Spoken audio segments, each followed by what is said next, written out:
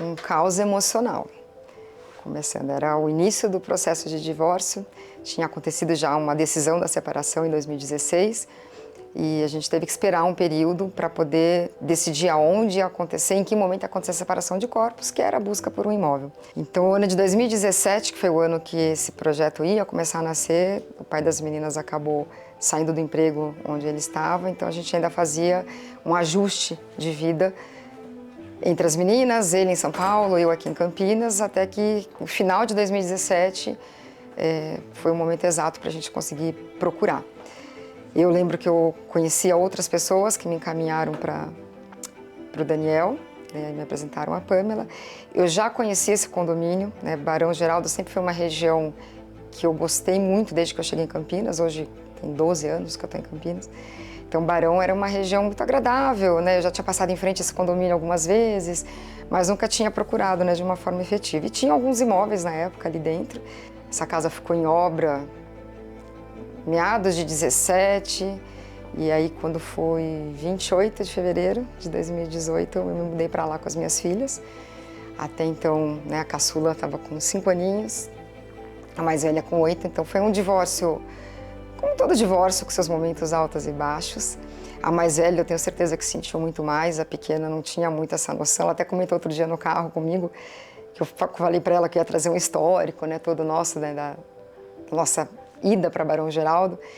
E aí ela comentou que no dia que a gente conversou, então a gente morava na casa do Alphaville, a mais velha chorou muito mesmo. Ela tinha 8 anos e começou a chorar. E aí ela sentiu que ela sabia que estava acontecendo uma coisa muito séria, mas ela também não sabia o que ela fazia. Eu falei, mãe, então deixa eu te contar, eu chorei de mentira. Eu fingi que eu estava chorando, porque a Carol estava chorando e eu precisava chorar também, e eu achei que era triste mesmo. E aí a gente fez todo esse movimento, porque a gente, antes de ter essa casa, né, que foi a casa antes do divórcio, a gente morava de aluguel. Então elas eram muito pequenas, então a gente explicava que a gente morava numa casa emprestada, que era a casa de aluguel. Então essa história ficou muito marcada, assim, para elas. Aí nessa transição de uma casa que era nossa, que foi realmente a casa do Alphaville, para uma outra casa, no momento de vida delas, não era mais uma casa emprestada. Então a gente veio com essa conversa, sem análise psicológica de ninguém, assim, falando, olha, a gente vai sair de uma casa nossa, vocês vão ter 2 casas, vão ter a casa do papai e a casa com a mamãe. Então eu lembro que elas perguntavam muitas questões, porque era uma casa muito grande, né, a casa do Alphaville, até para nós 4, mas era uma casa que recebia muita gente. Então a gente tentou manter, não é nem a questão de padrão, a gente tentou manter uma questão de acolhimento emocional para elas. Ia ter uma mudança relativa de elas, desde bebês, cada uma sempre teve seu quarto, seu armário, então ali elas iam ter que dormir no mesmo quarto. E a gente estruturou um quartinho de estudo para elas juntas. Aí fez a história da beliche, elas nem sabiam o que era uma beliche. Então a gente pegou a casa bem cru, né? A gente teve até que mudar com a casa meio que obra, né? Como a gente sabe, sempre tem atraso de obra, então a gente mudou muito sem armário e sem a tal da beliche. Mas foi legal porque no dia que eu decidi mostrar, né, foram 2 transições, que parece uma bobagem, mas foi a transição de carro e de casa.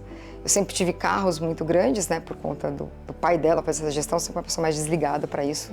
Eu brinco que só tenho cara de rica, gente, porque a conta nunca foi do jeito que eu gostaria que minha cara, né, remete a isso.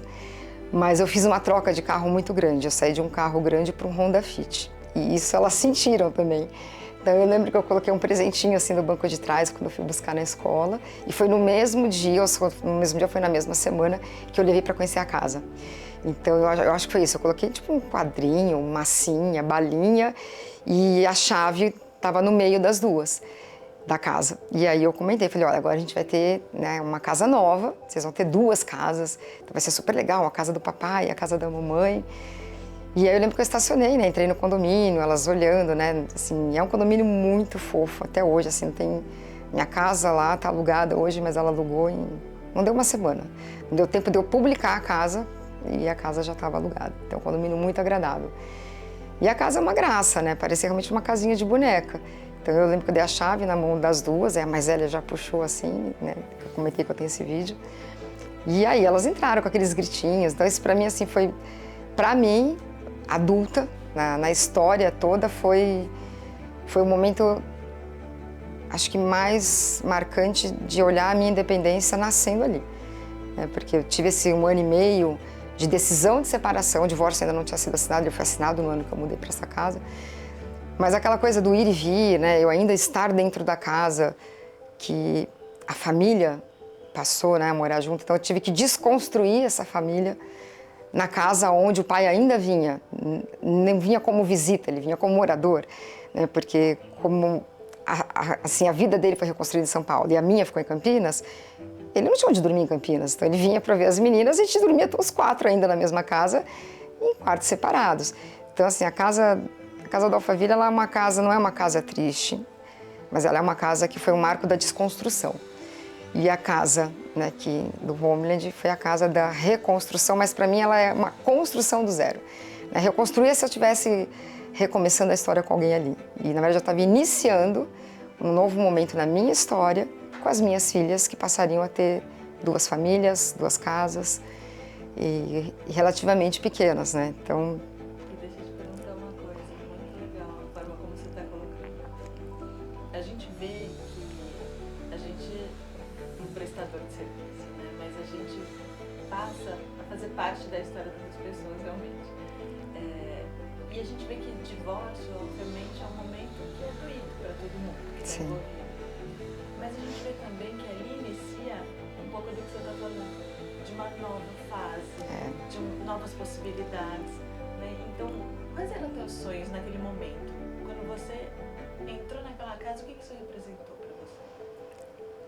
Eu achei que eu não ia me emocionar, porque assim, a maturidade da dor do divórcio, isso hoje ela é muito bem construído dentro de mim. A dor é muito quando eu lembro das minhas meninas, porque a mais velha tá com... A gente não era para chorar, eu juro. A mais velha tá com 18, vai fazer 18. E foi a que mais sentiu. E ela decidiu sair de casa com 15 para morar com o pai, num momento muito turbulento. E naquele momento, assim, não era nem um sonho, né? Porque você tá no meio do caos e você só pensa como que você vai trazer o acolhimento de uma família que não tem mais uma constituição padrão de família. Eu não me divorciei namorando ninguém, né? Me divorciei sozinha, sigo sozinha ainda, por escolha mesmo, né? Por turbulências da vida, não tenho tempo de focar nessa parte da minha vida pessoal de relacionamento, até muito foco em trabalho, criação das filhas, né? Elas ainda são adolescentes, né? Pelo menos a caçula. Naquele momento eu só queria transformar aquelas paredes em casa, com uma cara de casa. Né? E a gente ainda não tinha os móveis, então foi quase que um acampamento. Então eu lembro que eu tinha que usar muito a minha criatividade, né? De trazer um momento leve, então era colchão no chão, não tinha as camas ainda. As malas eram um quarto... Eu falei, aqui é o quarto, elas vieram de uma casa e cada uma tinha um closet ridículo para a idade que elas tinham, né? Um closet que não tinha nem roupa para compor. Então eu lembro que eu abri todas as malas num dos quartos, falei, ó, aqui é o closet de todo mundo. Eram 3 colchões no quarto que era o meu. Aí a gente fazia barraca de vez em quando, até os móveis começarem a chegar. Então a minha grande preocupação era como que eu ia estruturar emocionalmente aquelas meninas para entenderem que em meio àquela bagunça ia nascer uma casa. Né? Então eu tinha alguns móveis, eu tinha sofá, tinha mesa, mas não tinha armário. Então você imagina, a cozinha era uma cozinha com um monte de coisa espalhada pelo chão, cooktop meio largado. E aquilo demorou assim, foram alguns, acho que eu demorei pelo menos uns 6 meses para a casa estar estruturada e a gente usufruir de uma coisa que você abria a porta e era a casa. A grande vantagem era a idade delas. Era a idade de encarar essa coisa do lúdico de uma maneira leve, divertida. Que eu falei, montar a barraca para dormir era o auge da brincadeira às 9 horas da noite. A minha mais velha é uma menina que tem algumas disfunções neurobiológicas, ela tem o TDAH e ela é disléxica. Hoje é uma mulher quase maravilhosa, então eu tinha questões importantes ali de organização. É muito importante para as pessoas que têm esse tipo de disfunção ter rotina e ter um ambiente organizado. Então eu tinha essa preocupação também. Então um quarto da mesa, né, era uma mesa grande de 8 lugares, mas um quarto dessa mesa eu tinha que estruturar uma mesa de estudos, porque a mesa de estudos ainda não tinha sido montada, não tinha sido entregue pela marcenaria. Então isso foi uma construção muito bacana, né? Hoje, recontando para você, eu consigo olhar que até para a vida delas isso teve um impacto, né? Vocês perceberam onde eu estou morando hoje, né? A minha caçula abstrai muito bem aquilo. Não é uma estrutura como aqui, mas a gente consegue olhar e priorizar o que é importante. O que é importante? A gente tinha um projeto para concretizar em julho, então aquilo é provisório. Ela lida com esse provisório em meio ao caos de uma maneira muito madura para a idade dela. E eu vejo que isso com certeza pode ser reflexo do que a gente viveu há 10 anos atrás, quando eu precisei estruturar uma casa que não tinha marcenaria. E essa casa, eu acho que é uma coisa que eu não posso deixar de citar para vocês, ela foi fundamental, acho que eu comentei no telefone, para a sanidade mental das 3 na pandemia. Com absoluta certeza, se eu não morasse ali, né, a casa já estava pronta, estruturada, tudo organizado, cada coisa no seu lugar, se eu não tivesse aquele espaço, aquele quintal, aquele condomínio pequenininho, a minha filha tomando sol que nem um lagarto em cima da mesa, tinha uma mesa de madeira de demolição no fundo e o sol da manhã batia ali. Então, no momento do lanche dela, a casa era uma casa bem gelada, então ela descia, aquela coisa pandemia, pijama, e sentava e deitava, Ela ficava sentada comendo a fruta ali, daí ela deitava. Parecia um lagarto tomando sol. Eu também tinha os meus momentos assim de oscilar e aquela coisa de cozinhar no fundo do computador da outra, e aí eu não podia fazer barulho de panela porque ela estava tendo aula, quando eu tinha que abrir o microfone. Mas eu vejo que, comparado às pessoas que todos foram pegos de forma muito desprevenida, nós fomos muito, muito privilegiadas. Nada do que aconteceu no meu pós-divórcio, ele é ruim. Eu acho que eu me reconstruí em cima de momentos e cenários e situações que fazem eu ser o que eu sou hoje, as minhas filhas serem o que elas são, de uma forma muito bacana, assim, é uma história muito, muito bacana. Eu acho muito linda, assim, eu não gosto de ficar dando muita gente, mas eu acho muito linda a nossa história, assim, se eu pudesse retratar, de fazer assim uma escala de anos, eu acho que de 2017 para cá é muito legal o que a gente construiu, assim, que cada uma vem traçando. E olhando para trás, como você sentia que você pensava sobre o futuro naquele momento e o que você vê hoje? O que você sentia naquele momento? O que você esperava do futuro? E quando você olha para trás, o que você sentia? Eu tive que aprender a não esperar, começar daí, porque para eu baixar a minha expectativa e a minha ansiedade, eu tive muito medo, eu fiquei junto com o pai delas por mais de 20 anos e por 10 anos eu abri mão da minha carreira profissional. Então, o meu maior medo, obviamente, que foi estabelecida uma pensão, ele é um ex-marido muito bom, nunca faltou absolutamente nada para as minhas filhas, nem em relação à escola, ele teve questões bem importantes na carreira dele e ele nunca deixou de honrar uma mensalidade da escola, mesmo em meio aos perrengues dele. Mas o meu medo era como que aquela mulher ia se reposicionar no mercado de trabalho com as crianças que ainda não eram independentes, E ainda veio uma pandemia, me presenteou, porque eu consegui achar um emprego no turismo. E aí, 2 anos depois, veio a pandemia. Então, o turismo foi o primeiro segmento a ser impactado. Nádia, eu fui desligada no mesmo dia que eu mudei. Olha, eu acabei de lembrar disso, eu mudei em 28 de fevereiro, E eu fui desligada em 28 de fevereiro, porque a gente já sabia do coronavírus e tudo. Por estar no turismo, a gente já sabia da movimentação de China, mas em janeiro a gente recebeu metas absurdas e a gente estranhou, porque de repente a empresa falou, ou vocês batem ou todo mundo vai para casa. Já sabiam que eles iam desestruturar a área de lazer, que era a área que eu atuava naquele momento, de uma agência bem grande, bem estruturada. E aí veio a pandemia, Então, assim, o medo inicial era como que eu vou reconstruir. Mas a casa me trazia essa serenidade, Porque eu me vi desempregada de novo, muito recente, quer dizer, mal tinha me reposicionado no mercado, ganhei a pandemia de presente, mas eu tinha um equilíbrio emocional ali. Aquela casa é uma casa extremamente agradável,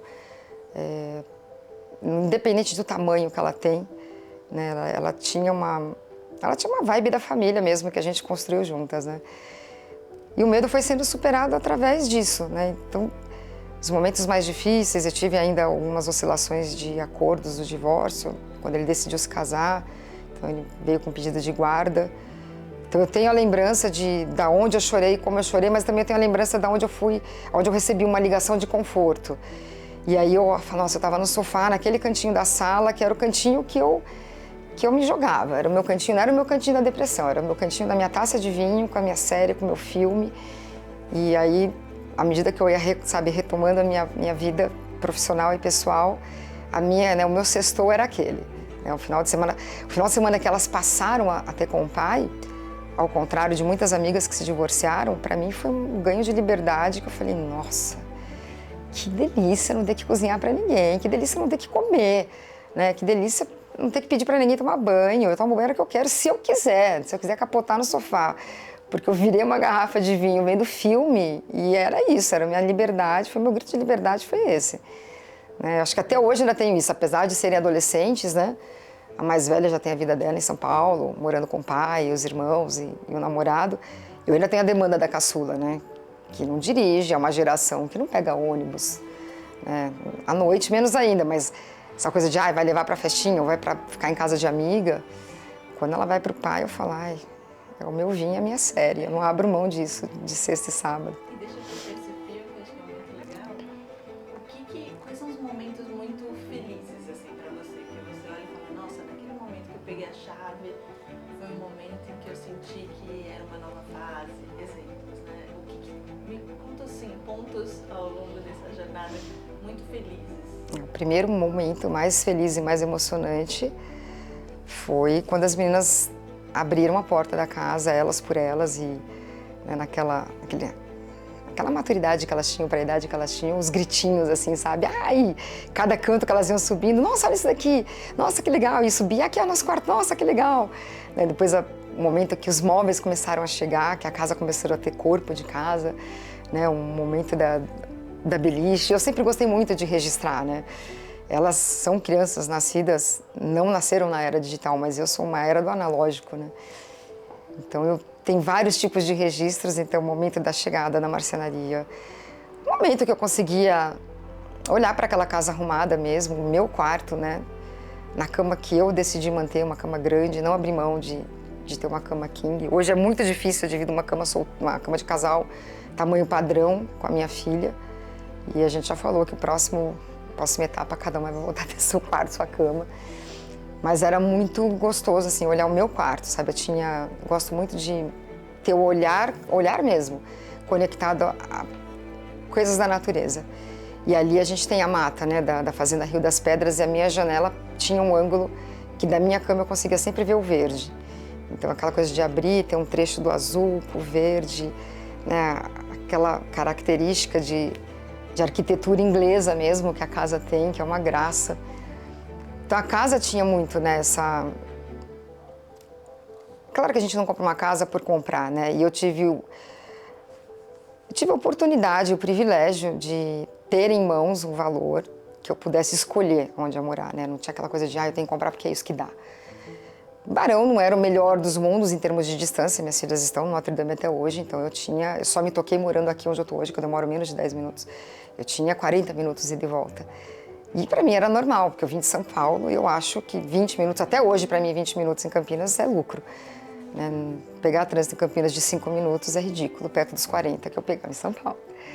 Então os momentos felizes, eles eram sempre trazidos na hora que a gente entrava em casa. Nunca foi uma casa que eu abri a porta e falei assim, hoje, por mais triste que eu esteja, o que eu vou fazer? A gente tinha o nosso momento do sofá, que é uma coisa que a gente tem até hoje. Todas são muito ligadas a essa coisa de filmes e séries. Rede, a gente tinha rede no fundo da casa. Então a pandemia foi muito isso. Né? Era uma empoleirada na mesa, a outra na rede, a gente tinha 2 redes ali. Eu vivia capotando naquela rede. Né? Final de tarde era muito, muito tranquilizante aquilo assim também, de novo, porque tem muita essa coisa de conexão com o céu, né? E por mais que tivesse o poste passando com os fios, o azul do céu de Campinas é muito especial, né? Eu morei em outras cidades e Campinas eu comparo muito Campinas com Brasília, onde eu morei também. Brasília, ninguém consegue descrever o que é aquele céu, né? E Campinas é isso, a gente tem essa conexão. Os momentos de dores, eles, sem dúvida nenhuma, todos foram muito superados, assim. A casa foi construída, né, literalmente de dentro para fora.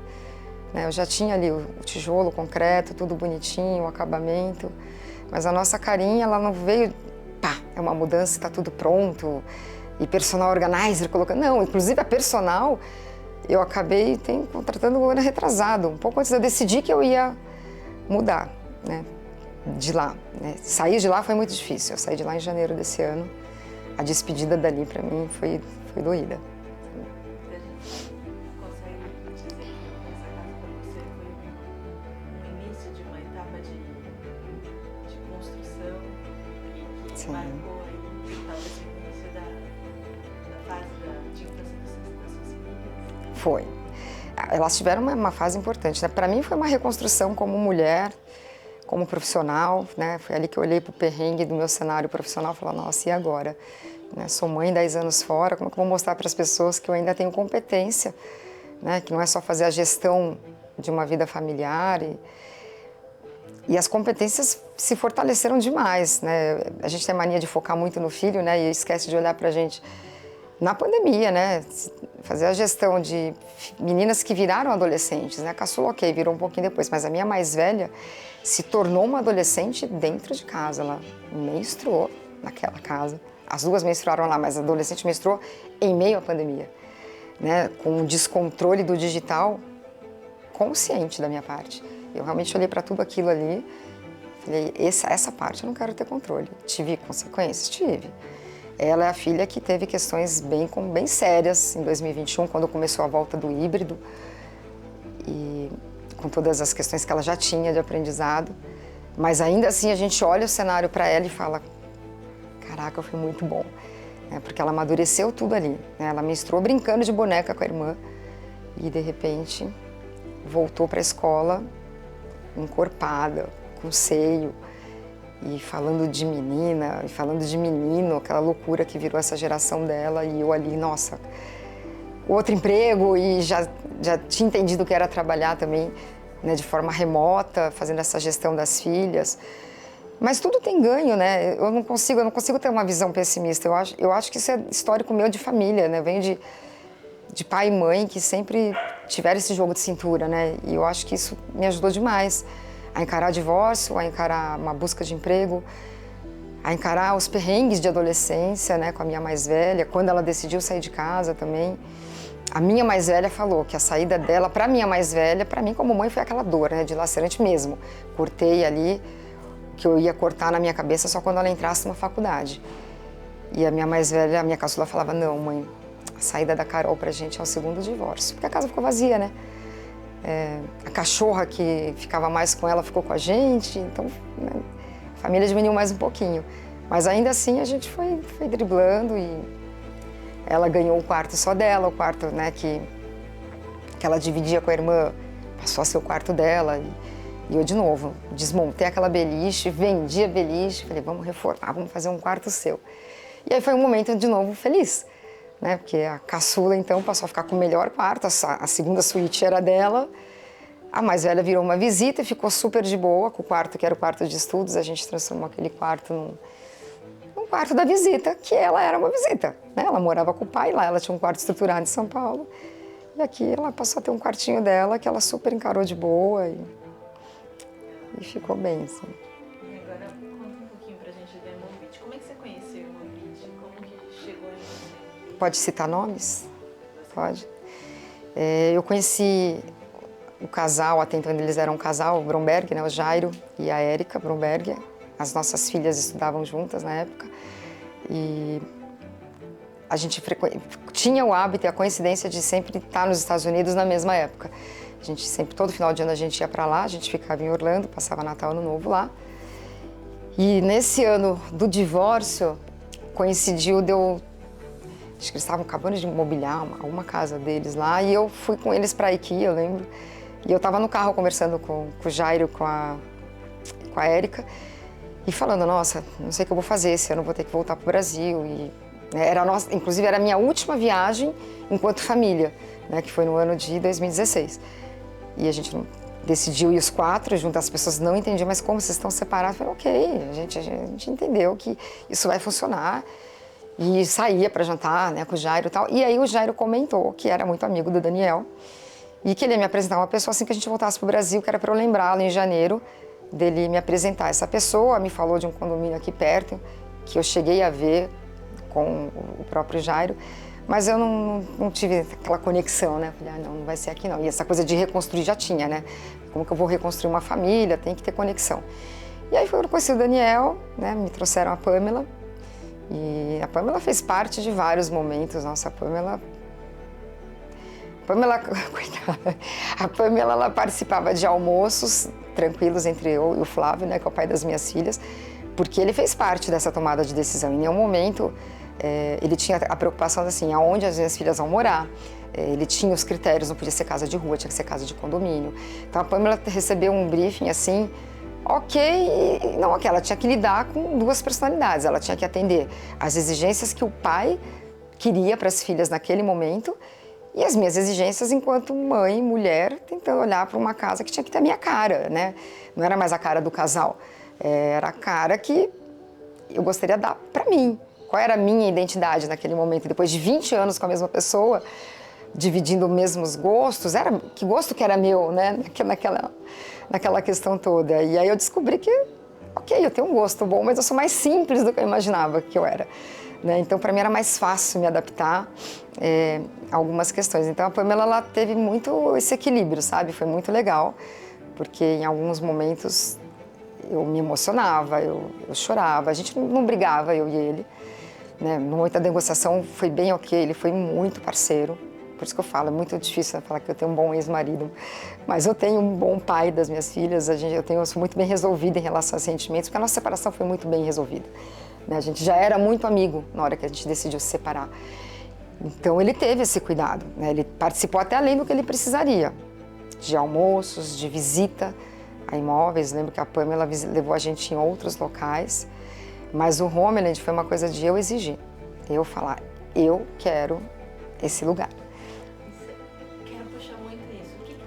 Apaixonar por esse momento, por esse imóvel e o que você falou que não teve no outro, conexão, o que gerou essa conexão nesse imóvel? Você falou assim, é isso. Eu me vi ali, né? Eu entendi que aquele era o meu perfil. Depois de 20 anos, eu me redescobri, inclusive a busca do imóvel eu acho que faz parte disso, né? Quando a gente fala de separação de corpos, na maioria dos casos, né, mais uma vez eu sinto que isso é um grande privilégio na minha história. Na maioria dos casos, ou a pessoa ou o homem sai da casa, na grande maioria, mas no meu caso a gente ainda teve a oportunidade de conviver junto na mesma casa, mesmo separado. Então é como se eu tivesse tido tempo de amadurecer qual era o meu perfil, as reflexões que eu fazia enquanto eu fazia as buscas e as visitas com a Pamela. Primeiro que eu deixei de ter só aquele olhar prático, né? Eu passei a ter um olhar, você não vai olhar um móvel para alocar por um período. Tem armário, não tem? A disposição dos cômodos, não, você vai olhar assim, pô, eu vou passar o resto da minha vida aqui, eu tô me separando, não sei se eu vou casar de novo, se eu não vou casar, minhas filhas vão crescer comigo, eu não vou olhar se cabe um parceiro aqui, vou olhar se eu me contextualizo nesse momento, nesse ambiente, né? Literalmente dane-se se eu vou ter um parceiro, ele que se adapte àquilo que eu tô escolhendo para mim, é a minha vida que tá recomeçando, né? Eu tinha 42 na época. Então, eu me sinto jovem ainda hoje, né, aos 50, de verdade, mas naquele momento, meu foco, minha prioridade não era olhar quem ia dividir, era o que faria bem para mim, porque minhas filhas iriam crescer um dia, e aí talvez fosse o cantinho que eu ficasse pro resto da minha vida, sozinha. E eu tive essa conexão, porque era uma casa que me representava. Assim, ela tinha a mesma integralidade de ambiente, né? A gente construiu a Casa da Alphaville juntos e a gente percebia que tinha essa coisa, é legal integrar a sala com cozinha. E o Homeland tinha isso pronto, né? Ele tinha já a cozinha integrada com a sala e numa proporção menor, que era a proporção que cabia na minha cabeça naquele momento. Então, acho que psicologicamente eu fui reduzindo, não porque eu preciso ser humilde, não, porque meu bolso, eu vou ter uma redução drástica. Eu não sei o que eu vou encontrar no mercado de trabalho, não sei quanto eu vou ter de salário. Né? Por mais que eu tenha a pensão ela foi estruturada sim para trazer uma questão de organização econômica no dia a dia.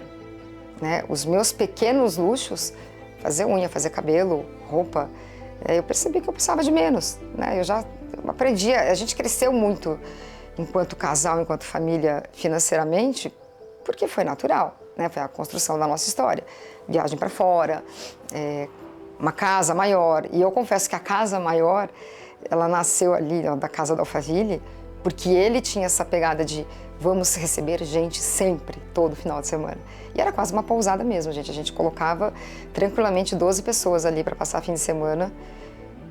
E teve isso. Então teve um momento bom e eu não senti falta disso. Eu gosto de receber gente, né? Gosto. Até hoje eu gosto de receber. Mas mudou muito o perfil, né? Essa coisa de ir para dormir. Hoje eu recebo o namorado da minha filha, hoje eu recebo amigas da minha outra caçula. Se você pudesse dar um nome, uma frase para essa história, desse momento que você entrou até o momento que saiu, o que seria uma frase ou um nome, um título para esse capítulo da sua vida? Nossa, que legal, né? Que título que eu daria para minha vida nesse momento?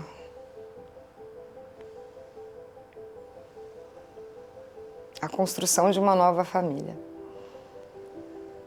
Porque foi isso que a gente fez.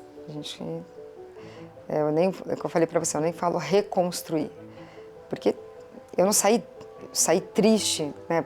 Não saí destruída.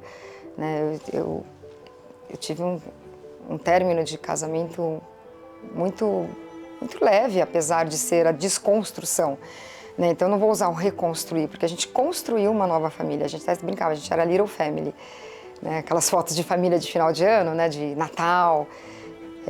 E esse foi o impacto maior, né? Porque além de tudo, que eu nem citei, eu sou órfã de pai e mãe.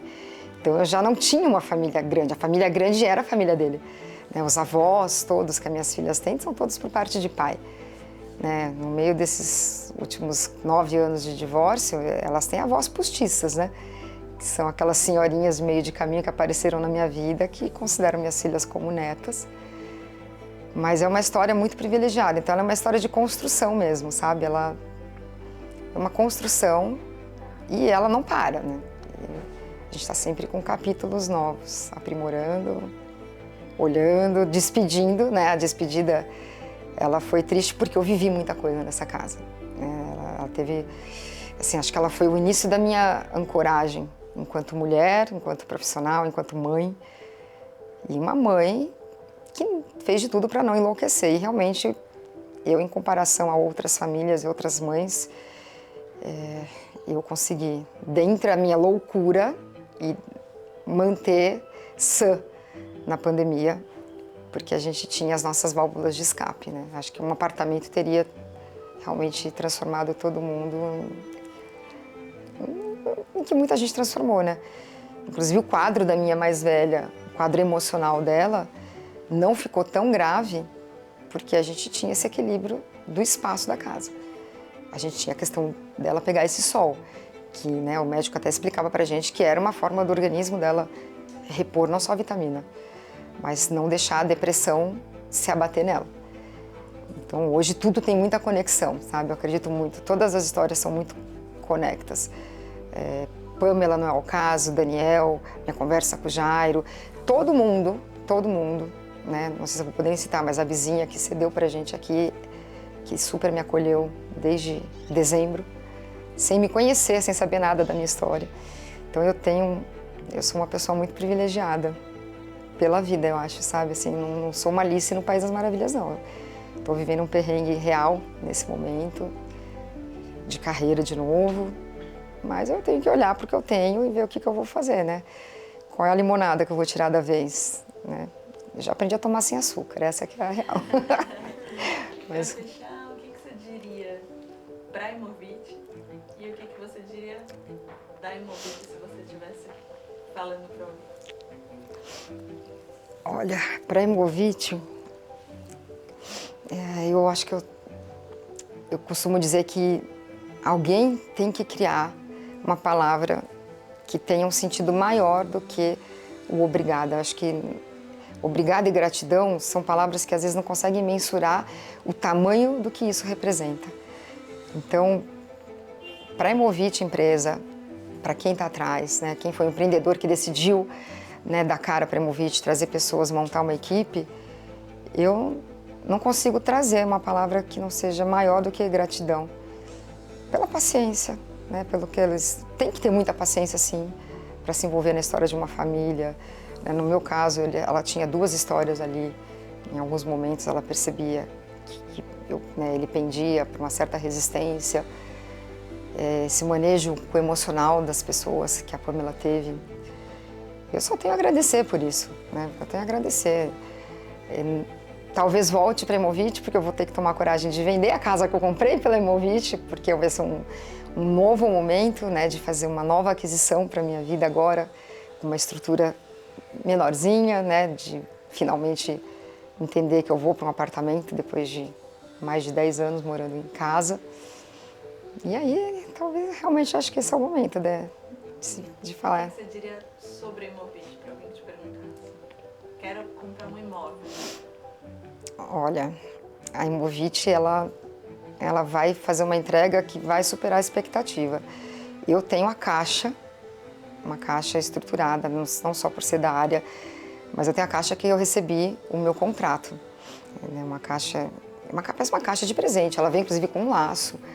E essa entrega, ela supera a expectativa, né? Porque é muito diferente do que você, numa mulher, essa uma documentação, tudo bem que hoje a gente tem tudo muito digital, mas naquele momento ali, 10 anos atrás, eu receber das mãos, né, e na própria Hemovit, né, ainda era na outra casinha, não era, né, na estrutura que vocês estão hoje, eu recomendaria, assim, com muita segurança, sabe, muita credibilidade. As pessoas estão muito preparadas, né, me surpreendo de ver, não pela Pamela, mas de ver a Pamela ter seguido o caminho com a Hemovit, porque hoje essa rotatividade das pessoas, né, as pessoas tratam os empregos de uma forma muito descartável.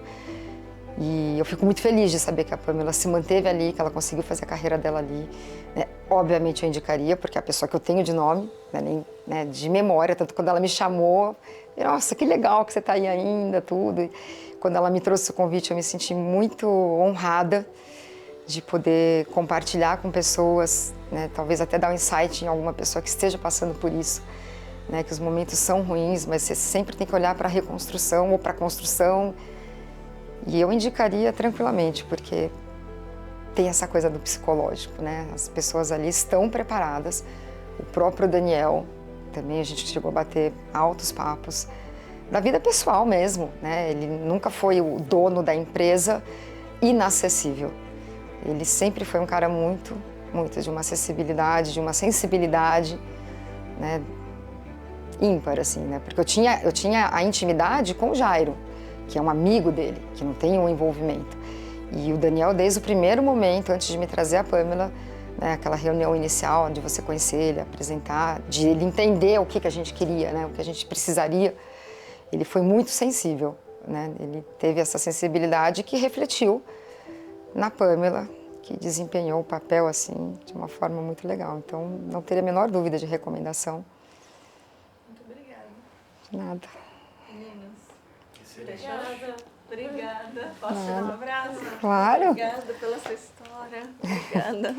Compartilhar com a gente. Imagina, Muita generosidade Uma receber honra. a gente. Uma Obrigada. Até me emocionei também. Você tem o nome da minha filha.